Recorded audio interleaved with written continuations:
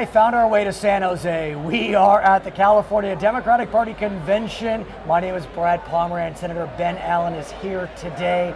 I must ask, you just left the main hall and the keynote speaker, Vice President Joe Biden. Amazing. Good grief. Tell me about the speech. Great energy. He really talked about some of the core values as to why we're all here. Right. And he talked about civility as well. And it was just extraordinary. I mean, he told a story about how a man from Scranton, lower middle class background, made it all the way to where he is, and why we have to keep making sure that access to the American dream stays alive. What do you make of the fact that in his last year as vice president, he has already announced he is not running for president, that he chose to fly across the country to speak to the California Democratic Party convention? He still loves this stuff. You still sense the passion, the fire in him. And he clearly wants to still be involved. In fact, I think he probably would have run if it hadn't been for the death of his son. And did he talk about that at all today? Not much, but a little bit. Because that clearly, Democrat or Republican, the country rallied around the vice president when he lost his son, who was a rising leader and a devastating loss indeed. You, sir, are the chair of the elections committee in the California State Senate. Yes. And you know that I am quite an elections nerd, so I love all the That's stuff. what I love about you, Brad. Exactly. I love all the stuff that you're doing. What's fascinating to me about California, and I have the good fortune of traveling around the country doing these interviews, is that as California is rushing to increase access to the ballot box, other states arguably are doing the opposite, making it more difficult to vote. Talk to me about that dichotomy. Oh, it's just extraordinary. I think we live in a democracy. We depend upon the engagement and consent of our governed, of our people. And it is just amazing to me in this day and age that some states seem to think it's better for us to restrict access to the franchise. It's so undemocratic, it's so un-American, and I'm just proud to be in a state that's looking to move in the other direction, trying to engage more people. If I can, because you're kind of a student of California, what is it about California's DNA that, I mean, look, it's easy to say, oh, we're a blue state, but it's more than that. No. What is it about our DNA that we look to create greater opportunities for voting?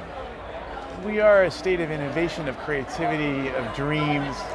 We're a state that believes in openness. We're a state that has always celebrated the new and the avant-garde. Right. And I think that's why attempts to try to restrict franchise would just never fly here. Sure. We are a truly democratic state, not Democratic Party, but democratic state. We believe in our democracy here. Last year, new motor voter pass. Yeah, so this is if great. You receive a driver's license, you're registered to vote. That's a huge development. Yep. But you are now, you're eligible, of course. Of course, through eligibility, yes. of course. But you are now working with the Secretary of State, Alex Padilla, to further ease access to the ballot. You're looking to, is it essentially all mail elections that you're all mail proposing? elections plus vote centers that are available all over town, many different locations. So it's not exclusively mail? Absolutely but not. You can vote by mail. You can vote by mail. Everyone will vote by mail if they want to, but then they'll also have vote centers that open 10 days before Election Day, where folks can go in and vote in person. That will include 2 full weekends. Which I think in some ways is the most inspired in that, look, I may work in Riverside County. I live in Los Angeles County. I can't get home in time to vote. Why shouldn't I be able to vote? Could I actually? I know, I just crossed county lines, so maybe I made this more complicated. But so under this system, you'd only be able to do it within the county. You can do it anywhere within the county. But I will tell you, once the computer system gets better, we're basing this on the Colorado model. Colorado right now, you can do it within the county. Pretty soon, it'll be statewide. So this is the first step.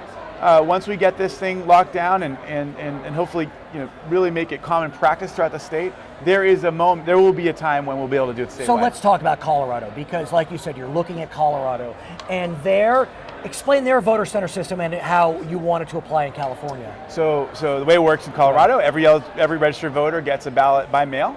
They can either send it back in by mail, they can either drop it off at a drop box that they have all over town. They can also drop it off at the vote center. They can also go in person and vote at the vote center.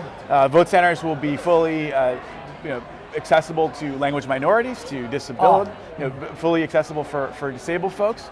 And the important thing is that you're using technology, but you have a paper trail. So you'll be able to cast your ballot based on where you live and where your precinct is. But then there's a printout that you can review, show exactly what your votes are, and you can see what those votes, how they're going to be counted, and that paper is what's counted. And so we use the power of technology. We use the database that's finally getting up online. But at the same time, there will be a paper trail for every single ballot. How do you avoid double voting? Well, that's the database. It's all about having our strong computer system in place so that you can make sure that there's no double voting. The way they do in Colorado is once you receive one ballot, that's in and done. There's verification associated with your signature, et cetera, and so there can be auditing if necessary for those small those rare circumstances. We actually asked that very question, and ultimately there have been so few problems. But what they've been able to do is dramatically increase voter turnout and also drive down costs, because they don't have all those precincts they have to run with all those provisional ballots that are all done last minute. This will be a whole new system where we'll have properly functioning vote centers that will actually function properly, where you'll have trained people. You don't have to scramble to get volunteers just for election day. They'll be fully bilingual or trilingual in some cases. And it's just worked really well there. A few years back, voters of the state of California passed an initiative which provided that an independent commission would draw the lines for state assembly, state senate, as well as Board of Equalization. And Congress. And then a couple years later, Congress. You're looking to take that local. Well, we're looking to allow it locally. So right now, general law cities don't have the option to do that, even if they want to. Neither can counties. So they have to vote on it, meaning their elected members have to vote on it. Exactly. There is a provision for advisory, advising, but ultimately it has to be done by the boards themselves. This bill that we're doing in conjunction with Common Cause, a very important good government organization, would allow local governments, general law cities, counties, etc. We would allow them to take the district commission route if they want to. Why is that important to you?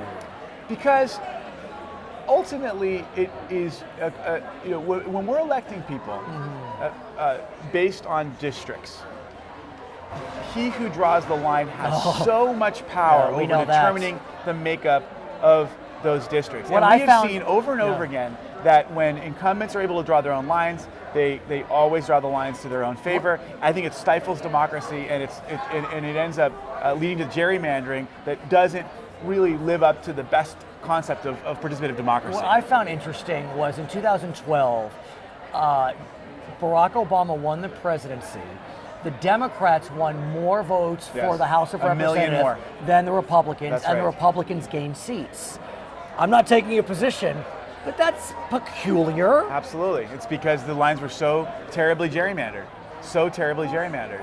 And so what do the locals think about your proposal? Are they? They're very supportive, because ultimately it doesn't tell them what to do. It doesn't say they have to do it. It just gives them another option. If they want to take that route, they can take that route. What do your friends on the Republican side feel about this in the legislature? Have you spoken with them? I think they'll be a little bit. The bill just got introduced, so we haven't been able to kind of make the rounds yet. Who's your vice chair? Joel Anderson. Okay, from San Diego area. So I hope he'll be supportive. I mean, I think when we put in place redistricting reform in the state, both parties were very opposed. Both parties were opposed, and so there will still be some old guard folks who don't want any possibility of citizen engagement and redistricting. But I think that the common sense Republicans will join up with common sense Democrats to support this. There's such a thing as common sense Democrats and common sense Republicans? You know what? I jest. More than you think. In California, at least. In California. Jest. Maybe not in Washington. There you have it. His name is Ben Allen. He is a member of the California State Senate. He is chair of elections, has two exciting bills pending in the California State Legislature right now, at least focused on elections. My name is Brad Pomerance. We are in San Jose at the California Democratic Party Convention, Charter Local Edition. Thank you. Thanks.